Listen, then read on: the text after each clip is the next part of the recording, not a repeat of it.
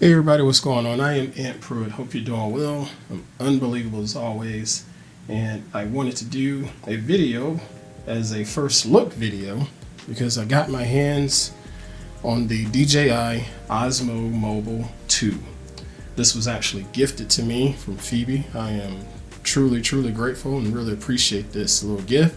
This is not a product review or a demonstration, but just wanted to show it off and share my brief little quick thoughts. So this is a phone gimbal, as you can see from the little picture. You just stick your smartphone on it and it allows you to get smooth, stabilized shots as you're walking around doing your video and vlogging and all of that good stuff. Very similar to a drone, because you know a drone has a camera on the front of it, and as a drone flies around, that camera can get all shaky and whatnot, but because it has a gimbal, a mechanical gimbal, the camera can stay stable and don't really get affected by the fact that the drone is flying around. So this allows you to continue to get smooth cinematic footage with the drone, and now you can also do the same thing with your smartphone and you don't get any of that herky-jerky footage. All right, so let's go ahead and just open this thing up, take a quick look. Okay, very simple, cheap packaging from DJI. I am not impressed with this package. It is essentially styrofoam that's been embossed with DJI on it. This is not very good. I don't like that at all. Fits my large hands pretty nicely. I'm actually glad I have this thing because I was also considering the Osmo Pocket. That's the latest device from DJI that's a gimbal, but it is a lot smaller than this thing, and I don't think I would have been able to control it with my large hands. This feels a lot more comfortable. What's included with this device is the gimbal and a USB charging cable for the back, and that's it. But I was able to find, different people on Amazon that had them with packages. So in addition to getting the gimbal and the USB cable, I also got my hands on an actual mounting stand, or not a mounting stand, but an actual stand that allows you to put this thing in here and sit it upright like that. It comes with a 1/4-inch screw on the bottom where you can screw in a tripod, like a mini tripod. I have 1 or 2 of those running around here somewhere, but I'd rather have something like this for now anyway. It's quick, easy, and I can throw it in the bag without an issue. Okay, so looking at the Osmo 2, again, this thing is not something small. I mean, this is definitely pretty substantial in size, but it's not obtrusive, and it's not something that really gets in the way, if you will. If I was to compare it to what I normally carry around, which is my Joby GorillaPod 5K, this is their larger GorillaPod, and it's roughly the same size, just actually a little bit smaller.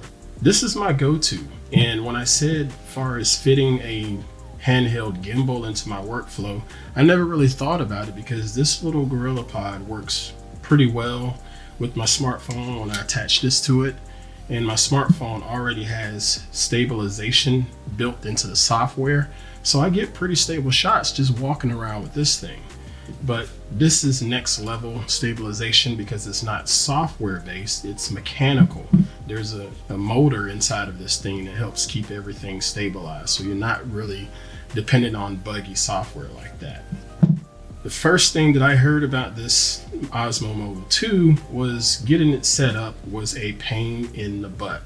First off, because you don't have like a steady way to set it on a flat surface. See, it's sitting there now, but it's really easy to get that to tip over and shake because you don't have a lot of surface area on the bottom. So I already knew to make sure that I had some type of stand to get it squared away. Now, when you go to balance it, you have to make sure you get your phone attached in here securely, which can be a problem nowadays because most people tend to put some type of protective gear on their smartphones. Granted, mine is a fairly thin sleeve on there, but it does have the screen protection, And even my Pixel 2 is just a little bit snug inside of there. So once I put it in this spring-loaded arm, it goes in there pretty easily, but I can tell that that spring is screaming bloody mercy for me, you know. So just put it in there and use these little screws on the back to tighten it down. All right, so as you can see, it is clearly not balanced. Fortunately, DJI made it somewhat easy to balance it. All you have to do is just adjust your phone, you know, to the left or to the right. And then also you have this other arm here on the side that you can pull out to try to counterbalance this thing. After a few tries, you might get pretty close to it. I ended up marking this gimbal so I know roughly where it needs to be. The only nitpick thing that I see on this is I can have it balanced right about now, like this. But the second I go to tighten that arm, it goes off balance. Okay, so now it's tightened up and see, it's off balance now. I suggest marking it once you figure out where your actual balancing point is and just try to line it up that way. And make sure that you have your phone in the proper position and you will be good to go. Another thing to consider when getting this thing balanced is making sure your smartphone is all the way to the edge like that. Well, actually mine is not necessarily all the way to the edge, and that is on purpose. I don't like the fact that it didn't really consider the phones that don't have a headphone jack. Yeah, when you have a phone like this Pixel that does not have a headphone jack, you're at the mercy of your dadgum dongle. Okay, so I can put this dongle in here and then I can attach my TRRS and mic cable that way, which is fine and dandy, but this does not fit inside of this gimbal. There's no way that's going to work. Now I have ordered a little 90-degree dongle that I could attach to my phone where maybe it'll cut off about ½ an inch and make this a little bit smaller. So maybe then I can slide this Pixel inside to this gimbal and not necessarily have to have it all the way to the edge, you know, and still have a little bit of room on the inside there. I don't know how well that's going to work, but it's going to be a trial and error kind of thing. So I've been trying to play around with it, you know, as in a hypothetical standpoint. And as you can see, the more that I slide it out, the more off balance that it gets. I can try to, you know, adjust this arm and pull it that way. And then just tilt it and see if it'll balance, and it will not. It just won't do it. But we'll see. I have that part being delivered tomorrow and I will try it out then. And hopefully we'll have decent amount of luck with it. But if it does not work, I've already come up with a contingency plan to be able to try to capture some type of audio that's not necessarily the audio coming from my smartphone, because smartphone microphones, they're just not good. And they shouldn't be because they're smartphones. But let me show you what I'm thinking about as far as just, you know, connecting my Rode mic and being able to use that. All right, what I have here is a GoPro, or fake GoPro, or faux pro, as spoken about in one of my previous videos. This was something that I used just for random B-roll and stuff like that, but it came with a couple different cases and mounts and so forth. But I also ended up getting an additional mount that I could use, that I can just sort of connect it to the edge of a table or something like that and mount it on top of it. But I think this would work really well as an, you know, some type of rigging for my microphone. What I'm going to do is take this little rig here, and it comes with this flexible arm because it is Joby, just like the other GorillaPod stuff. Okay, so I'm going to tie this in like so, and then I can take my Rode mic and mount it just using the screw.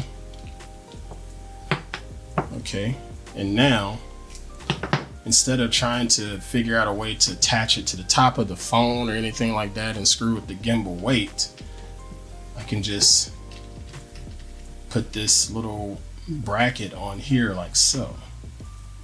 And I think I'll slide it up a little more towards the top of the handle like that.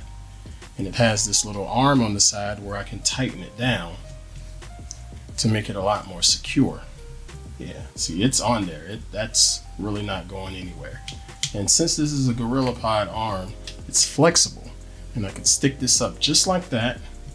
And the gimbal, when operational, it's not necessarily going to bump into the microphone or get into the camera's view.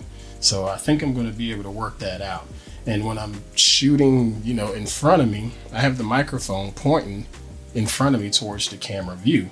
And if I want to flip the camera around to face me or something like that, the Osmo Mobile 2 has, some software capabilities on the inside that allows me to quickly switch to my other camera. And when I'm ready to do that, I'll switch it, and then I can just turn the microphone around pretty easily like that to face me. So I'm still going to get really, really nice audio. Okay, but again, that's all contingent upon the dongle option, the little 90-degree dongle that I was hoping to buy. If that doesn't work, my contingency plan with that is to use something like this here, my Zoom H1 audio recorder. I can take this microphone and plug it into this port right here, which is the port that I'm using right now to do the voiceover for this video. And then I can just stick this into my pocket. Now, granted, I'm going to need a longer cord, which I do have an adapter cord that's going to be a little bit longer. So I can plug it in, stick this in my pocket, or figure out a way to somehow mount this to the other side over here, because there's another 1/4-inch screw that I could possibly put like a code shoe on here. Look, right there. There's a little 1/4-inch screw right there on the back. I can screw that in right there and I'll be good to go. So I have some type of contingency plan when it comes to audio, but I'm really looking forward to seeing what's going to happen with that 90-degree USB-C adapter. You can get the Osmo Mobile 2 for about $120. Just depends upon, what do you order as far as the packaging goes. My package came with a little small backpack as well as this little mounting stand to keep it standing upright with these. I really like this thing so far. I hope to spend a little more time with it while at CES and get used to trying to use this thing and getting some stabilized shots and trying to figure out a little more of the features as far as time lapse and using this little joystick to make it move and all of that good stuff. But yeah, this is going to be fun. All right, folks, appreciate y'all watching. Be sure to hit the like, share, subscribe button and check out all the little affiliate links below. And I will catch you guys during CES. Peace.